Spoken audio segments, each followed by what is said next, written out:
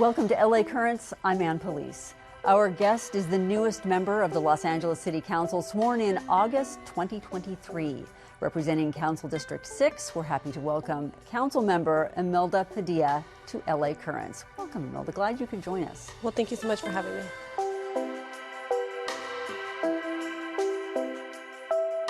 What have been the top priorities for you in District 6 that you have seen immediately? Well, I ran on a platform of 7 topics, with homelessness being at the top, public safety second, job creation third, fourth, built environment, and then fifth was parks, then libraries, and then an interest in supporting youth programming. And in the first 3 months, we've kind of tried to set the tone to get our feet wet with all 7, but mostly focusing on the importance of homelessness. Very excited to announce and to have accomplished already hosting an Inside Safe in my district in partnership with Mayor Bass, where we were able to get 40 plus individuals housed. And that was an encampment that hadn't been touched for more than over 2.5 years. And I've been very intentional about also shifting outreach over to regions where we have massive amounts of RVs. What makes it tricky is that some of these individuals don't consider themselves to be homeless. They see the RV as their home. So we have to really think through those nuances. How have you earned the trust of the council, first off, but also your constituents? Well, the trust of my constituents, I like to think, is something that I've been working on for multiple years, which is why I think I won my election overwhelmingly with a 10-point lead, is that people knew who I was.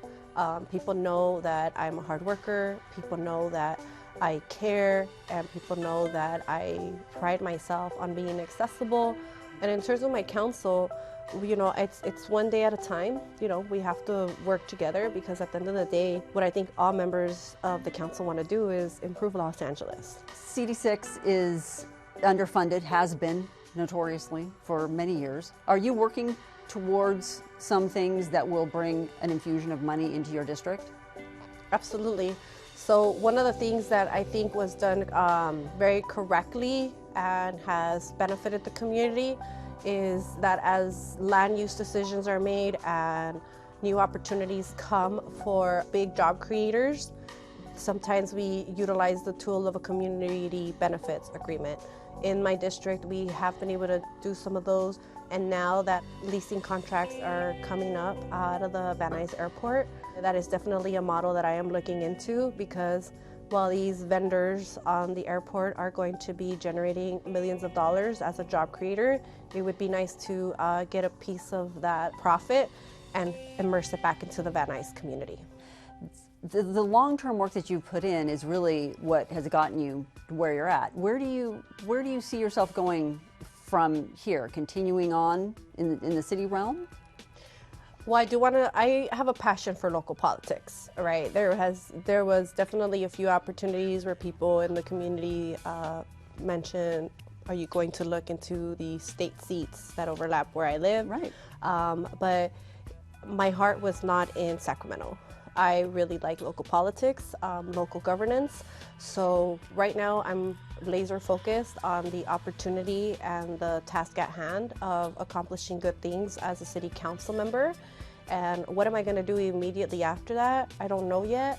But what I can say is that I do know that in retirement, I would love to be able to teach at the community college level. Oh yeah. Yeah, I want to teach Poli-Sci 1, Poli-Sci 2 at community college. It would be quite a treat. Right. Talking about your work with the homeless, that was number 1 on your list of 7. Also in there, though, was your work with the youth. What kind of plans are you hoping to implement for the youth of your district? Well, I've been conversations with Councilmember Monica Rodriguez, who it's her goal, it would be her ideal that we at the city council level can have more oversight into things related to funding of youth programs. So I'm in constant conversation with her about that. I want to make sure that as we formulate this department, that we find a way to get more young people employed, right? And having productive summers. I always tell young people, never have an unproductive summer. Either you intern, you work, you have to go to summer school. It's not a time to just sit on the couch. So that is something that I would like to do. But in addition to that, you know, I like to consider myself a very methodical person. So first things first, I've also talked on the campaign trail about how I care about cleaning up our parks and supporting our libraries. So I'm kind of immersing myself in both those spaces and in conversations of our family source centers. The 6th district, for the first time ever, now has a family source center that's coming to Panorama City. So I'm talking to the awardee about where they should be placed and the partners they should be talking to, while simultaneously figuring out how to clean up some of the parks that have been neglected, and also supporting our libraries to really create a culture in Los Angeles of reading is cool.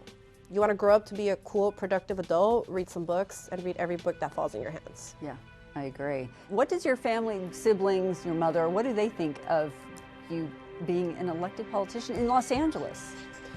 You know, I think it's different for each of them. You know, I think for my oldest sisters, they're very proud, praying for me all the time, very nervous, because they understand the pressure and the honor and responsibility that comes with it. I think my brothers too they treat me from the perspective of, I'm not surprised, sis, we knew you would be here someday. So they're very proud and very excited. I think they enjoy people in the community saying, oh, I saw your sister here, I saw your sister there. I could tell that they like that. Whether it's seeing me on the Citizens app or social media or Channel 35, they're enjoying that. And my mother is just ecstatic and really humbled by the experience. She's somebody that goes to church every day now that she's in retirement. So when people, you know, give her, as we say in Spanish, porras, like a congratulations for winning, she's honored. But you know, she's also, one thing that's happening to her that didn't happen before is people are asking for street lights to be fixed or streets to be repaved, and she likes that. Oh, she's honored. Okay, she's good. like, oh, I didn't know we can do that for you. So she is elevating it to me and my team, and then we work from there. You are a first-generation Mexican-American. When you're on the council, in the meetings, does that impact or shade anything that decisions that you make? It must. You have a certain perspective that maybe some others don't have. Well, you know, I think for me on an individual level, as somebody who, you know, the most personal part of me, component to my own personality outside of my ethnic background, is that I was a special needs kid. I grew up with something called rickets, so I used to get picked on a lot. So my own personal story made me tough, and you know, there's this perception that Mexican American women are tough, or that we're very aggressive, but I know that with me, it has nothing to do with my ethnic background. It has to do with the fact that life just put me through adversity, and here I am. Because when I'm on the council, I like to think of myself as representing everybody in the 6th district, which is Mexican American, heavy Filipino, heavy Armenian, older white, older African American. It's a very diverse region. I like to think that District 6 kind of looks like what all of Los Angeles is going to be looking like in the next 10 years. So when I'm on the council, I try to bring that, the perspective of being an individual who grew up in the 6th district, a community that has been underfunded and underrepresented, and also in need of some investment because we have huge potential. Okay, very good. Councilmember Padilla, thank you so much for joining us. We're glad to have you on. Thank you. And that's a wrap on LA Currents. I'm Ann Pulice.